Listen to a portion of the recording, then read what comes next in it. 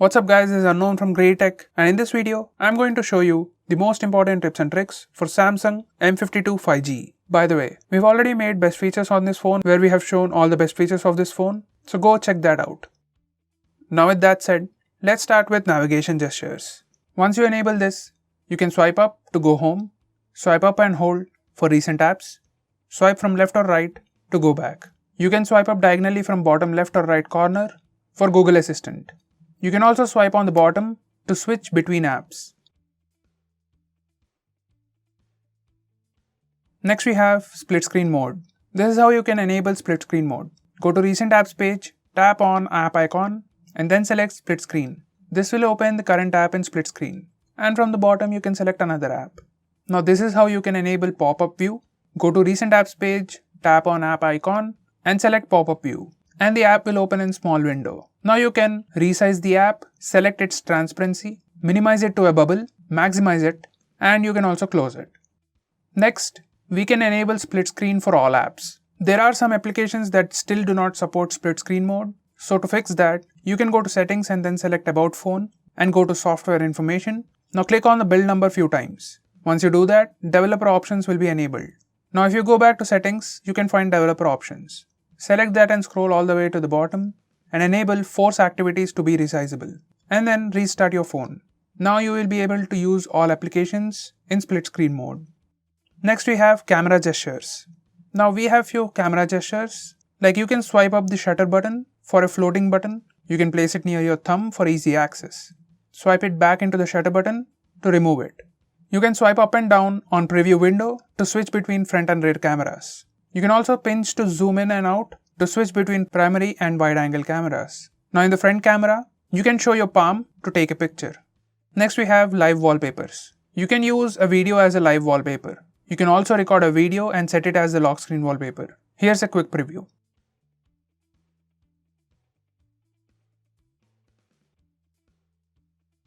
Next we have edge panel. If you go to settings, we have all these different kinds of edge panels. Now on any screen you can see a small bar on the edge, just swipe on it and here you can have access to all those panels. Quick apps, contacts, weather, etc. This is a premium feature and a pretty handy way to access things quickly. Next we have secure folder. From notification toggles, enable the secure folder, then you can see it in your app drawer. Once you open it, it will ask the password or pattern, use the phone's password or pattern and here you can see few apps. Then you can select add apps and select the apps you want to add to secure folder. It also has option to add files. Here everything will be secured with a password so anyone using your phone won't be able to access it. This is a good way to secure the things you want to secure. But it is a heavy feature so it will slow down the phone. Next we have always on display.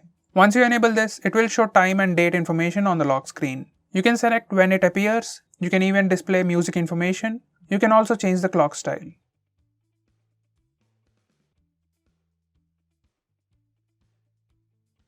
Next we have screenshot. As with most phones, you can take the regular screenshot with the buttons. Just press the volume down and power button at the same time to take a screenshot. This works everywhere. Next we have palm gesture to take a screenshot. If taking screenshot with buttons is hard or you want an easier way, we also get palm swipe gesture. Once you enable this, you can swipe on the screen with the side of your palm to take a screenshot.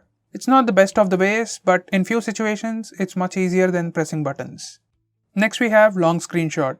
Once you enable toggle screenshot toolbar, whenever you take a screenshot either with palm swipe gesture or with the buttons, you get additional options on the bottom of the screen. Just tap on this and it will start taking long screenshot. It will scroll once and pause, so you can tap again and again till you get the desired long screenshot. Next we have record screen. Once you enable screen recorder, then allow the permissions if it's the first time. It will ask to select the sound settings, select your preferred setting, and recording will start in few seconds. Now everything you do on screen will be recorded. You can just press the red stop button to stop the screen recording. From its settings, you can even change few more things like video resolution. Next we have maximum power saving mode. If you have critically low battery, you can turn this on and it limits the CPU usage, enables dark mode, and does everything to reduce battery consumption. Now you can use the phone for very long time. You can't do much in this mode, but you can add more apps here and you can also use internet. Next we have auto call recording. Once you enable this mode, all the calls will be automatically recorded on your phone.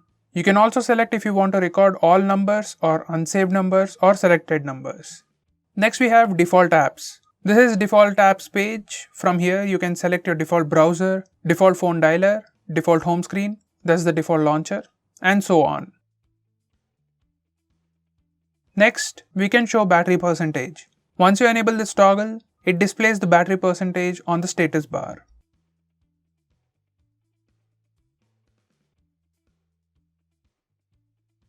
Next, we can disable fast charging. From battery settings, you can disable this toggle, fast charging.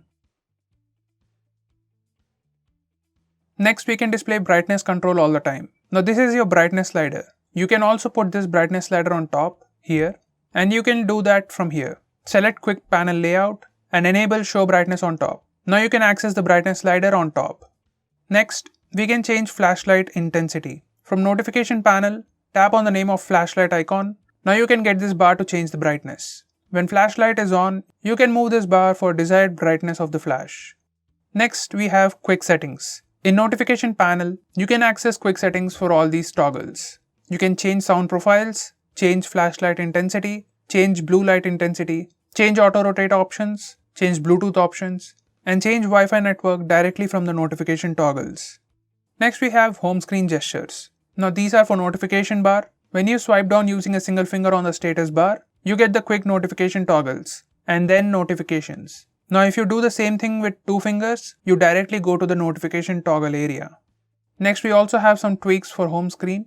You can swipe up and down and it shows your app drawer by default. And you can change swipe down gesture to notification. Now when you swipe down on home screen, it will bring down the notification panel. We can also hide apps.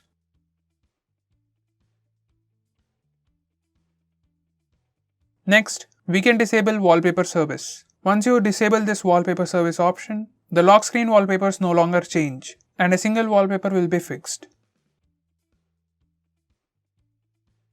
Next we have side key feature. Right out of the box, when you press and hold the power button, it takes you to Bixby and you don't get the power options. So for power options, you need to go to the notification area and click this button for the power menu. Now if you want to change that, or if you just want to use the power button for, the power options, you can select power off menu. Once you do that, you can just press and hold the power button for power off menu. Next we also have quick shortcut. We can double press power button to quickly open the camera application, or you can set it to open Bixby, or else you can also open your favorite application.